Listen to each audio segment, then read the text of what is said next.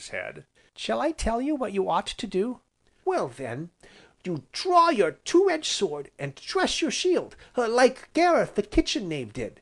He was always dressing his shield, and so was Lancelot. And you'd fight all those dragons, and kill 'em, and cut their heads off." "And then what would happen?" enquired Bellew. "Why then the lovely princess would open the gate, and marry you, of course, and live happily ever after, and all would be revelry and joy."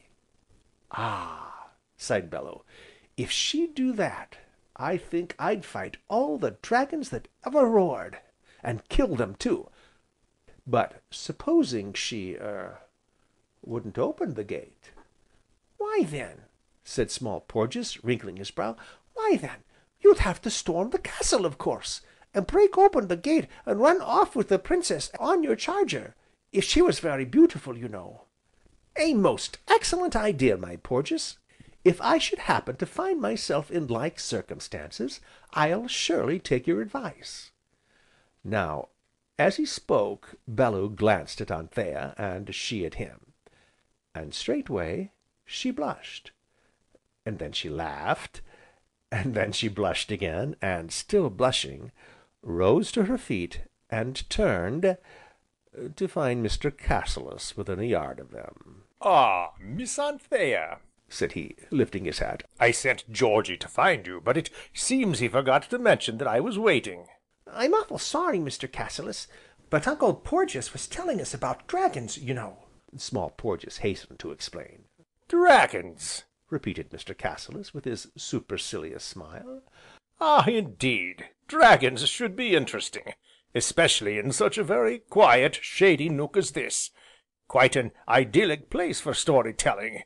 It's a positive shame to disturb you." And his sharp white teeth gleamed beneath his moustache as he spoke, and he tapped his riding boot lightly with his hunting crop, as he fronted Bellew, who had risen, and stood bare armed, leaning upon his pitchfork. And, as in their first meeting, there was a mute antagonism in their look. "Let me introduce you to each other," said Anthea, conscious of this attitude. "Mr. Cassilis of Brampton Court, Mr. Bellew." "Of nowhere in particular, sir," added Bellew. "And pray," said Mr. Cassilis perfunctorily, as they strolled on across the meadow, "how do you like Dapplemere, Mr. Bellew?" "Immensely, sir, beyond all expression." "Yes, it is considered rather pretty, I believe." "Lovely, sir," nodded Bellew, "though it is not so much the beauty of the place itself that appeals to me so much as what it contains." "Oh, indeed!" said Mr. Cassilis, with a sudden sharp glance. "To what do you refer?" "Gooseberries, sir." "I beg your pardon?" "Sir," said Bellew gravely, "all my life I have fostered a secret passion for gooseberries. Raw, or cooked, in pie, pudding, or jam, they are equally alluring. Unhappily, the American gooseberry is but a hollow mockery, at best." "Ha?" said Mr. Cassilis, dubiously. "Now, in gooseberries, as in everything else, sir, there is to be found the superlative, the quintessence, the ideal. Consequently, I have roamed east and west, and north and south in quest of it." "Really?" said Mr. Cassilis, stifling a yawn, and turning towards Miss Anthea with the very slightest shrug of his shoulders. "And in Dapplemere," concluded Bellew, solemnly, "I have, at last, found my ideal." "Gooseberry!" added Anthea with a laugh in her eyes. "Arcadia being a land of ideals," nodded Bellew.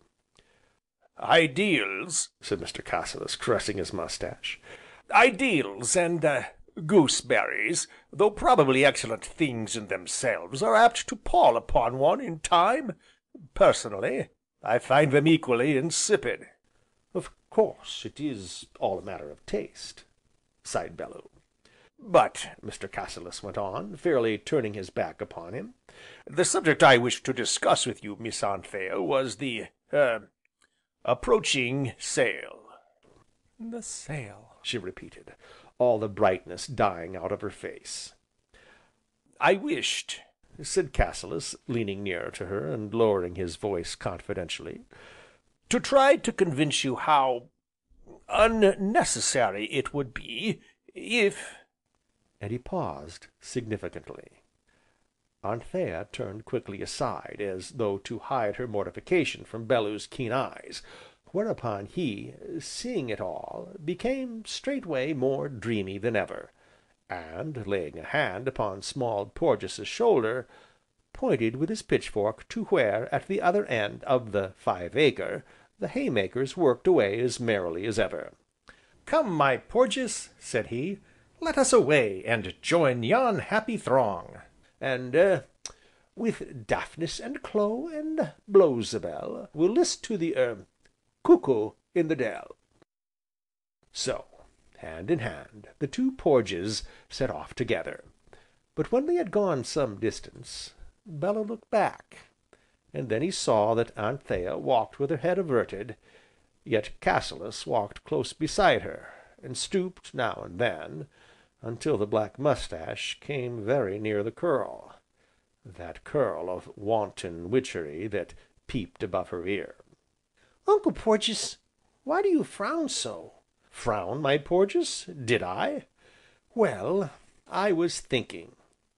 "Well, I'm thinking too, only I don't frown, you know, but I'm thinking just the same." "And what might you be thinking, nephew?" "Why, I was thinking that although you're so awful fond of gooseberries, and though there's lots of ripe ones on the bushes, I've never seen you eat a single one." End of chapter 9.